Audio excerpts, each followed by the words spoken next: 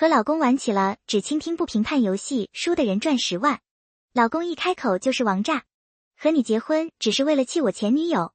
我一时怔愣，不可思议地望着他，他看我一脸错愕，更加得意洋洋。我其实不爱你，你只是我的泄欲工具。你半夜起来咳嗽，我不是没醒，我不想理你而已。莫蒂鼻头一酸，眼睛起了雾。北方一进入冬天，空气变得干燥，我的嗓子总是会不受控制的难受起来。不知几个深夜，怕影响到齐家佑的睡眠，每每将头埋进被子里咳嗽，眼球胀酸，脸颊憋红，才难受的颤着嗓子呼喊他帮忙倒一杯水。然而他只是翻翻身子，沉沉睡去。次日我提及此事，他不过困惑地摸摸头，接着一脸懊悔与埋怨，你下次声音大点儿。说完他还装作一脸内疚。今日如若不是他亲口说出，我是万万不会想到他对我竟毫无爱意，也没有半点心疼，甚至还说我只是泄欲的工具。脑海里浮现出自己在厨房里忙碌的身影，自己也要上班，但因为齐家佑的一句想吃，总是会记挂在心上，挤出时间给他做。一时间怒火涌上心头。见我蓦然没有反应，齐家佑拍着被子大笑起来，不是吧，这都能忍，怎么还不破防？不止这些，你妈生病那天，你叫我陪你一起回去看她，我说公司忙也是，骗你的，我那2天休假，去泡了温泉，闲得很，只是不想去照顾一个病人罢了，觉得晦气。越听越觉得离谱，仿佛这些年从来没有看清眼前这个人。想起公公婆婆，不论大病小病，只要自己知道，就立马赶到床边嘘寒问暖，哪怕没有时间，也会雇人去帮忙伺候。自己的一片真心，却换来了狗屁。望着眼前身材微肿、得意洋洋、老土油腻的男人，我忽然想笑，觉得和他夫妻一场，简直是个悲剧。我的情绪有了波动，胸口起伏不断。齐家佑激动了起来，继续火上浇油。要破防了吧，要破防了吧。我没有腱鞘炎手，也不酸，每次你说你腰疼想要让我帮你洗完，我都会找这个借口，其实只是懒得洗罢了。而且我做菜很好吃，我给我前女友做了无数顿饭，她夸我的厨艺是5星级，我骗你我是厨房小白，只是不想做给你吃罢了。心已经碎成了煤块，渣成了燃料，胸腔燃起了怒火，忍无可忍，无需再忍。我爬进了，高高抬手给了他一巴掌。这下轮到他愣住了，他一边捂脸一边控诉，你这犯规啊，不过算是破大防了，快转账。哈哈哈哈，破防了吧，赶紧转账。我再也不想和他共处一室，我们离婚吧，你滚出去睡。平静而又绝望，他忽地一滞，接着又趴在床上笑翻了脸。你这房也破得太大了吧，快转账，别再在这耍无赖，就算离婚也得先转账。你刚刚说的都是真心话对吗？我没有接他的话，自顾自地问着。他的眉间闪过一丝慌张，终于意识到自己过火了，想要撒谎弥补，但是飘忽的眼神出卖了他。刚刚那些都是真心话，所谓的游戏只是他说出心声的一个方式而已。我二话不说，将他连踢带踹的轰了出去，旋即反锁上了门。他在外面大喊，只是一些玩笑话，至于这么在意吗？再说是真的又怎么样，都已经过去了，干嘛那么计较啊？2分钟过后，门外没了动静，他去次我呼呼大睡，而我彻夜失眠。夜里我不断回想这些年的笑话，猛烈的追求，深情的告白，仓促的求婚，这一切不过是为了气甩了自己的前女友。没车没房，有的只有他那张爱画饼的嘴。从前为了拿我的钱，还愿意说些违心话哄着，今天连装都不装了。越想越气，打算明天就去民政局和他离婚。然而凌乱的被褥里传来一记震动，伸手摸索找到了一只亮屏的手机。第二天一早，我在厨房做早餐，身后传来一阵凉气。齐家佑打开厨房门，畏畏缩缩地走到我身边，抱住了我。早上好，老婆，我知道错了，昨天晚上是我的不对，我不应该为了赢而胡说八道，伤了你的心，我真该死。嘴巴含糊不清，脑子晕头转向，话却像被公式一样蹦了出来。这些年他就靠这些花言巧语敷衍我。锅铲在油锅里和鸡蛋纠缠，我现在恨不得一铲子拍死他。然而我还是耐着性子回过头，大度地说道，老公，你把我想得我太小心眼了，昨天晚上刚把你赶出去，我就后悔了，今早我特地做了你爱吃的小馄饨和蒜黄炒鸡蛋，算是赔罪，你快去餐桌上等着吧。像是早就料到一样，齐家佑故作欣喜地哇了一声，腻歪地说了句老婆真好，接着就踢着拖鞋坐在了餐桌旁，当起了甩手掌柜，心安理得地享受着我的服务。望着好不容易在冰箱里翻出来的过期3个月的小馄饨和不知道放了多久加了浓重味精香油的鸡蛋，我心道吃不死你。今天没有再提离婚，不是打算杀福毁了自己光明路，更不是打算继续当血包冷脸去洗臭内裤，而是昨天夜里我发现了齐家佑的秘密。闪烁的手机屏幕激起了我的好奇心。解锁后，他的前女友白月光孙露露给他发来了消息：陆宝臭宝睡没买了2件衣服，你给做个参谋。2张图片发了过来，上面的衣服性感诱惑，深夜里发来很难不让人陷入遐想，血脉喷张。看来齐家佑今夜提起前女友并非空穴来风啊。继续往上翻着，发现2人即将死灰复燃，就差临门一脚，暧昧的话语能溺出汁水来。齐家佑花着我的钱为其买包买鞋买首饰，孙露露花着我的钱对其搂搂亲亲叫宝宝，2人真可谓不要脸至极。退出后随意一瞥，见到了一个3人小群的最新聊天对话。你媳妇真不是个东西。点进去后，内容令我大为震惊。看似和善的公公和婆婆以及道貌岸然的齐家佑3个人对我展开了全方位的批评。我的家世、人品、容貌、生育能力成为他们的茶余饭后的谈资，且都是贬低。而孙露露成了他们眼里公认的好媳妇。公公什么时候和顾时晴离婚，我们还等着抱孙子呢。婆婆儿子他爸妈不是身体不好吗？什么时候死啊？这公司得等到啥时候你才能继承？齐家佑放心吧，我会一直忍着，等得到一切我就把他踹了，但是这也不耽误你们抱孙子。露露那边我会努力的瞒着顾时晴就好了。感情一家3口沆瀣一气就坑我一个呢。从那一刻起我就不打算离婚了。齐家佑娶我的时候一穷二白，为了让他有尊严不自卑，房子车子票子我都给了他一半，零总总加起来离了婚他也能分快1000万。现在提离婚横竖都是便宜了他，单凭这些聊天记录根本判不了他是过错方。我必须得让他自己放弃一切，选择净身出户。感情被骗了算我遇见人渣，但钱不能。3. 没几天到了婆婆生日，距离她生日还有段来源 WX 湖巴士免费看日子时，她就明里暗里的念叨着自己手腕上空荡荡的说隔壁老太的儿媳妇给她买了50克的金镯子，开心的合不拢嘴。我一听心道这不能让自己婆婆丢了面子，随即答应会给她准备一份隆重的生日礼物。当时是打算给婆婆买个200克重的花开富贵金镯，但现在我只想送她一个大嘴巴子。餐厅是齐家佑订的，历年来他爸生日也好，他妈生日也罢，无论订多贵的餐厅都是我买的单。今天他又订了人均消费5000的餐厅，我倒要看看他这个大孝子能不能出得了这笔钱。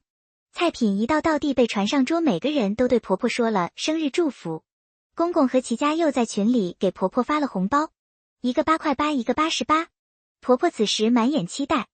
实情这次破费了吧？哎呦，都说了妈不要什么贵重礼物，你和家佑好好的，妈就高兴的不得了。我勾起唇角，妈今年真没破费我呀，跟爸和家佑一样，也给您发个红包。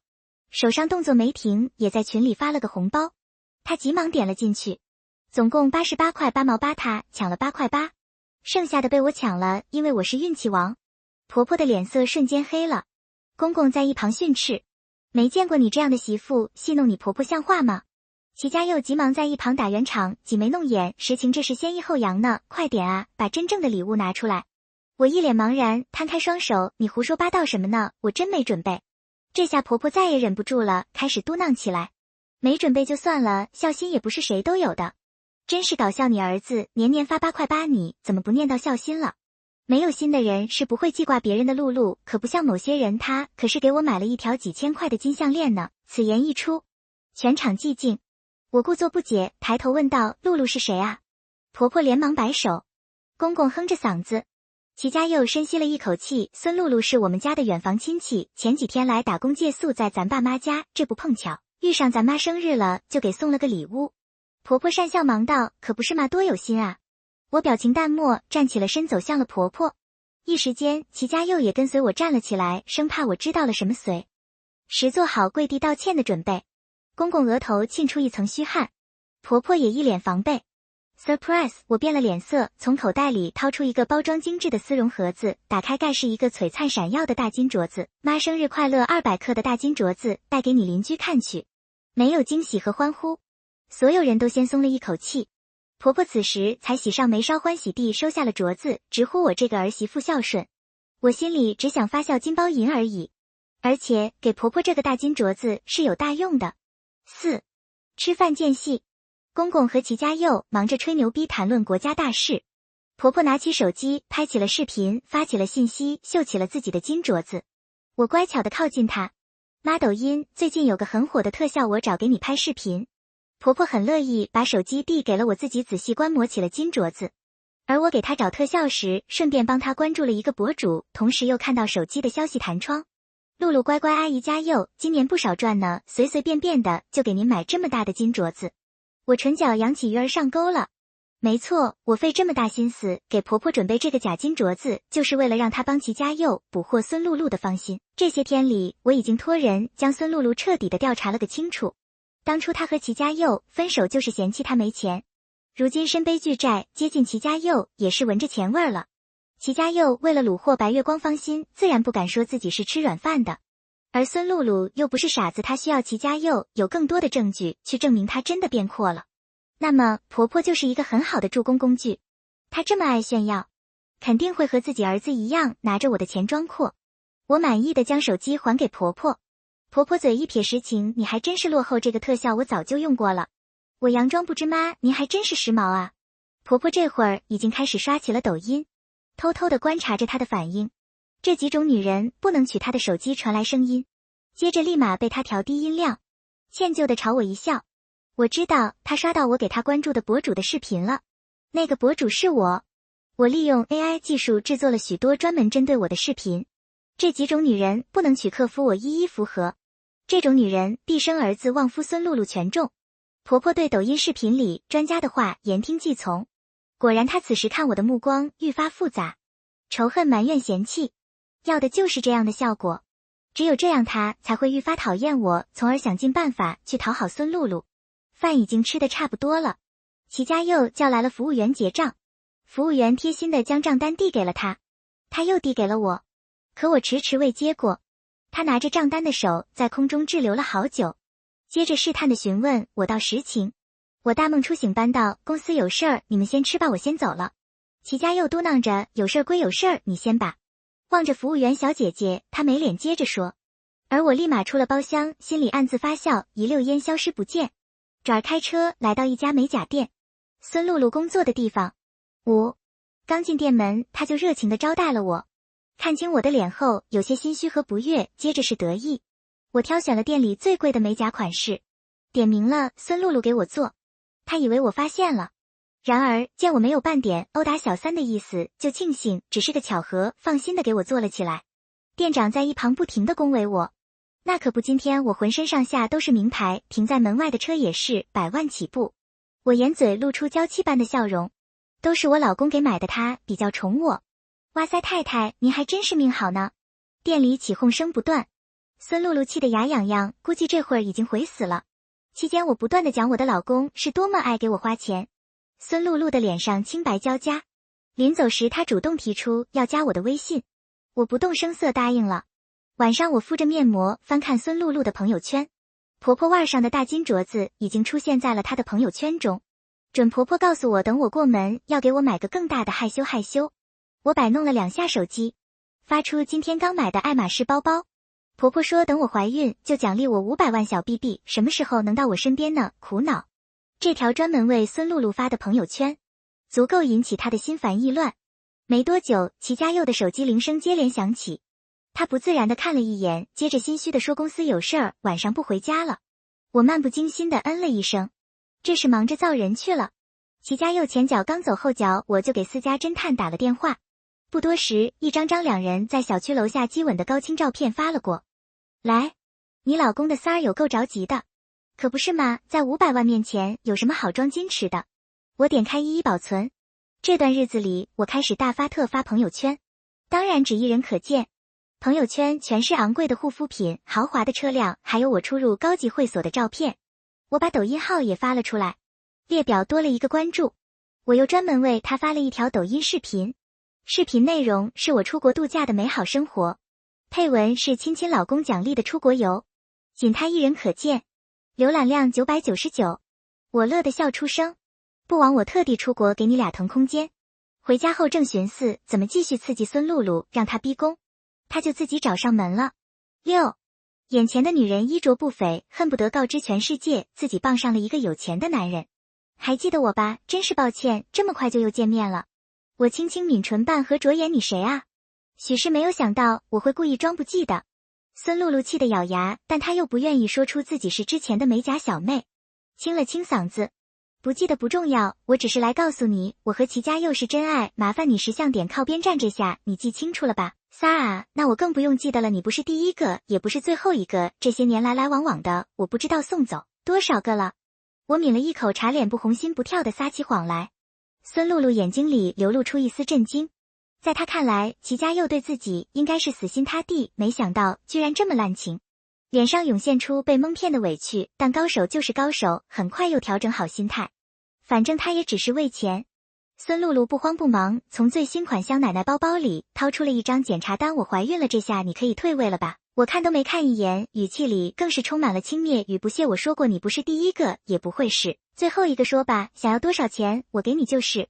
我陪齐家佑从无到有，如今他事业如日中天，正是我坐享其成的时候，想让我让位，你凭什么？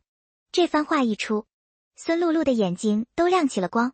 没有什么能够比一个貌美如花、身姿窈窕的女人死守一个肥腻老土、朝三暮四的男人，更能证明这个男人的价值。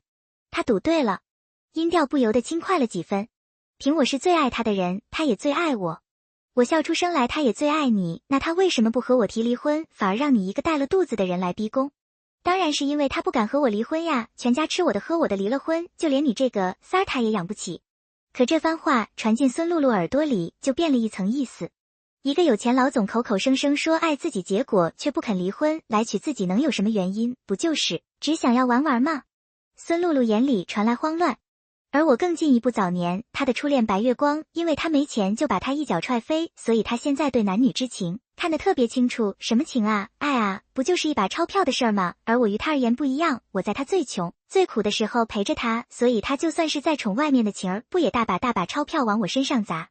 几句话一点，孙露露瞬间明了，眉间舒展，眼神更加得意，胸有成竹般的拿起包包就走，同时撇下一句话，我和齐家佑是真爱，你拿多少钱也拆不散我们。这句话哪是说给我听的，分明是想借我之口传达给齐家佑。望着他妩媚的背影，我知道他相信了。一个多年前被自己抛弃掉的男人受了情伤，如今自己再次寻上，却欣然接纳千百倍的对自己好，就是不提结婚的事儿，不过是因为害怕再被欺骗。只要自己稍加改变人设，就一定能让他轻易动心。齐家佑这几天像是恋爱了，颈间的领带从多年不变的深灰变成了橙黄，腕上也多了一款不算名牌贵重，但胜在设计精巧的手表，洗脸时都不舍得沾水取下来，裹2层纸放在洗手台上，不再频繁的向我要钱，而是会在拼夕夕上看一些搞怪便宜的小玩意儿。看来孙露露彻底转变人设，改走体贴清纯的路线。今早儿齐家佑乐得没完，恋爱的喜悦当然是忍不住要分享的。老公恋爱没人分享怎么办？当然是分享给老婆了。老婆女生都喜欢吃甜甜的东西吗？话说出口，他才意识到不对劲。过期面包一口没咽下，他呛得咳嗽了好几声。给我递杯水顺顺。本想装聋作哑，奈何夫妻情分一场，还是找了瓶过期牛奶给他倒上，没有热水，喝点牛奶顺顺吧。他一把拿过，咕嘟咕嘟的喝了好几口，谢谢老婆。分人吧，有些女生就不爱吃甜甜的东西。我再次挑起话题，齐家又止不住的心虚随意应付几句，接着又往嘴里塞起面包。你最近好像很开心啊，我故意试探。齐家佑像是突然想起来了什么，我最近发了奖金，而且我们上司说看我这些年表现好，打算年底前升我为经理，到时候年薪就是100万了。他得意洋洋一副以后再也不用看别人脸色过日子的样子，而我表面为其开心，心里早就洞悉一切。毕竟他进的那家公司就是我发小的分公司，当年为了给齐家佑挽尊，特地动用关系把他插进了发小的分公司，谋了个不大不小的职位。也为了保护他那可怜的尊严，从来没有告诉过他关于这一切。这些年来，发小无数次向我抱怨他干啥啥不行，而我只是撒娇替他开脱。前几天我约见发小，告诉他我要离婚，他一拍桌子，你终于看清那个酒囊饭袋了，我这就把他从公司里踢出去。现在不行，还得请你帮一个忙。我抬眼坚定地看着发小，没错，是我拜托发小找分公司的管理者，随便找个由头给齐家佑发一笔奖金，寄给他充当了恋爱资金又让他对未来的事业充满信心。接着给他画饼，让他误以为离了我照样可以过富贵生活。齐家佑抱着手机嘿嘿傻笑。我拿起还剩半瓶的过期牛奶，再次给他倒满。爸，婆婆病了。齐家佑催着我去医院里看望，而我当然是要把这个表现的机会让给孙露露。我工作忙，你自己去吧，再说你和爸2个人呢，我说的轻松。接着又开了电视。齐家佑走到门口的角又拐了回来。这就是你说的工作忙。齐家佑拍了一下脑子，一脸仇视的说道，我看你还是在记恨那晚我说的话吧，你怎么那么小肚鸡肠，一点点度量都没有，天底下哪有你这样的媳妇，我真是看透你了，你就是个毒妇。我掀开眼皮，将他上下扫视一番，长得一般般，心地也不善良，曾经还愿意说点好听话哄着你，如今自己的翅膀马上要硬了，便立马恶语相加。我自然也不会让着他，起身走近，抬手就是一巴掌。齐家佑，你别忘了，你有今天是谁给的？你的吃穿住行哪不是最高级的，哪不是花我的钱？这些年就算是养条狗，也知道在我喂食时摇个尾巴。我说的难听，齐家佑更加沸腾，整个人都蹦了起来。去你的吧，有几个臭钱就觉得了不起是不是啊？我告诉你，我马上就要升经理，再也不用受你这臭气了。言毕，他摔门离开，而我拿捏好时间，紧跟其后。医院病房里，一家4口好不温馨。孙露露一边给婆婆捶背，一边向公公问好。婆婆被伺候的好不惬意，催促着齐家佑赶紧和我离婚。顾时晴算个什么东西，一点也比不上露露。公公在一旁搭腔，一个不会下蛋的母鸡，要他有什么用？齐家佑今天被我打了一巴掌，本就生气，眼下家里人都催他，也受不住了。见此情况，孙露露再次上强招。叔叔阿姨，你们不要逼家佑，他是个重情重义的人，当年我和他有缘无分是我的错，如今换我等他，没有半点怨言。不管怎样，我都希望家佑是心甘情愿娶我的，这样我才会幸福，孩子也才会幸福。一提到孩子，其余3个人都惊呆了。婆婆高兴的直接把腕上的假金镯子取下来，塞进了孙露露的手里。我的好媳妇啊，好媳妇！公公大喊，老天有眼，我们齐家有后了。齐家佑哽咽，在他看来，一边是无理取闹、毫无感情的泼妇，一边是温婉懂事、自己钟情多年的初恋。现在他又怀了自己的孩子，甚至为了替自己着想，还说出如此肺腑之言。他还有什么理由辜负？无论如何，我都要和顾时晴离婚，给你和孩子一个堂堂正正的名分。靠在病房门外的我听到这番话，唇角露出一抹微笑。深夜，齐家佑回到了家。我假装担心出了屋门迎她老公，今天是我不对，我给你熬了姜汤，喝点暖暖身子吧。齐家佑眉宇间露出不耐烦，我们离婚吧。终于听到了自己梦寐以求的一句话，激动的身体都在发抖，然而还是要掩嘴哭泣，装作不可置信地望向他。你不是早就想离婚了，我成全你。就是齐家佑语气冰冰，我真的没法忍受你了，仗着自己有几个臭钱不尊重我，不尊重我的父母，我和你真的没必要过下去了。瞧瞧，这究竟是什么德行？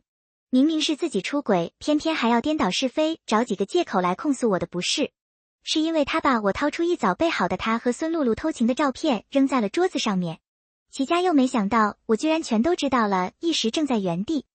你不用找借口，这么多年我也知道你的心思，我故作痛心，扮出一副可怜模样。这些年对于这个家，我没有功劳也有苦劳，有人拿这些照片要挟我说不给钱就拿到你们公司，败坏你的名声，我抽泣2声。可你那时候刚说你们上司要提拔你当经理，我怎么能让这些照片传出去？我忍了又忍，可最后的结果是什么？像是突然被抽走了灵魂，我一屁股坐在沙发上，低声呜咽。毕竟几年夫妻，我了解齐家佑又蠢又坏，但是也糊涂。他清楚这婚是必须要离，可这会儿他又对不起我，心里多少还是有些煎熬。家佑，我不想和你分开，如果你执意要离婚，那么家里的一切必须都归我。看似是一句强势的挽留，实则我已经提出了条件。齐家佑这会儿哪还顾得上那么多，一听到可以离婚，自然高兴十分。可真要他舍弃那么多的钱，还是会心疼犹豫。随着手机叮的一声，我知道在发小的指示下，齐家佑的老上司给他发了消息。只见他唇角微扬，像是下定了某种决心。接着他又故作大度，我答应。实情是我对不起你，这些年来开心也好，难过也罢，都随风散了吧。我希望你能走出阴霾，家里的东西我就不和你争了。唰的一下，2行清泪从我脸颊上滑落。此时时间已经接近早晨，窗外已经微微泛白。齐家佑不想再面对我借口，回屋收拾一下行李，让我赶紧联系律师拟定离婚协议，天一亮就把手续办了。等他一回屋，我立马给早就等待多时的离婚律师发去了消息。天光大亮，我和齐家佑顺利地签署了离婚协议，办理了离婚手续。按照法律，还得过完30天冷静期才可以领离婚证。这30天里，我人前以泪洗脸人后狂欢成功骗过了齐家佑。30天后，民政局外我和齐家佑领到了离婚证。齐家佑装模作样起来，别太难过，做不了夫妻，还是能做朋友的。我知道你舍不得我，但这也是没办法的。我摊牌了，我不装了。我翻了个大大的白眼，少往自己脸上贴金了。和你结婚，算我倒了8辈子霉以后，大路朝天，各走一边，少在这牵关系。对于我的变脸，齐家佑目瞪口呆。此时，发小开着超跑来接我，热烈庆祝顾实情小姐重获新生。齐家佑这会儿才觉出点味儿来，一切都太不对劲了。可惜已经晚了，他伸手拦我。我抛下一句：等你和孙露露完婚，我会给你送去一份大礼。说完，我坐上了发小的副驾驶。在熟人的介绍下，我很快将房子车子全都变卖套了，现打算出国好好的享受一番。发小告诉我，齐家佑得知自己被辞退的那刻差点疯了。毕竟那晚他是收到上司发来的消息，到我办公室谈谈升职的事情，他才下定决心放弃一切财产，甘愿净身出户和我离婚。然而当他兴致勃勃准备荣升经理时，上司却迎面泼了桶凉水。有人举报你作风不正，咱们公司可不收你这种人。熟悉的照片再次被扔在办公桌上。齐家佑此刻才意识到被我耍了，他在办公室里发疯怒吼，最终像只丧家犬一样被丢了出来。本来他以为自己升了经理，维持一家老小的富裕生活绰绰有余，可眼下只能靠前公婆的棺材本。没了工作，可不能再没了老婆，他只能瞒着孙露露。为了满足孙露露的梦想婚礼，他不得不借高利贷。等办完婚礼，他自然也就收到了我的大礼，一份男性不育检查报告。前几年我们2个因为迟迟没有孩子，在前公婆的催促下，我和齐家佑一起去了医院做了检查。我健康得很，然而齐家佑却觉得一个大男人来做这种检查实在丢人，于是结果都没看就离开了医院。而我拿着检查报告找了医生。吴京正这辈子根本就不可能有自己的孩子，一来为了维护齐家佑的尊严，二来我也不想生小孩，于是就瞒下了这件事情。现在他作为一份惊喜，将会给齐家佑带来致命一击。谎言被拆穿，孙露露当然要先哭诉一番。反正你也不可能会有自己的孩子了，把我的孩子当成你的孩子不好吗？我们已经结婚了，等孩子出生问妈要500万，多好的事儿啊！头上草原青青，齐家佑实在忍受不了。你还要脸吗？怀了别人的孩子还想要我家的钱，还500万，我妈哪有那么多的钱？没等他发火，孙露露先发现了端倪。婚后他们既没有搬到我和齐家佑之前住的豪华公寓，也没有重新住进其他高档小区，反而是挤在一间破出租屋里。就连这500万，齐家佑也一副毫不知情的样子。一时间有些崩溃，他质问起齐家佑。齐家佑赔了夫人又折兵，本就伤心欲绝，索性就全部坦白了，承认自己之前一直是在用我的钱摆阔。此时孙露露才意识到，她跳进了我为她精心准备的陷阱之中。而齐家佑也才明白，我所做的一切只不过是为了引诱他提出离婚，甘愿净身出户。齐家佑埋怨孙露露是个见钱眼开的贱女人，是个大骗子。孙露露反驳道，谎言换得来只有谎言，当初要不是你在我面前打肿脸充胖子，我也压根就不会再看上你。孙露露本就是为了钱财再次接近齐家佑，如今钱没了，自己身上还背着债，怎么可能帮齐家佑还高利贷？于是就在一个安静的早晨离开了。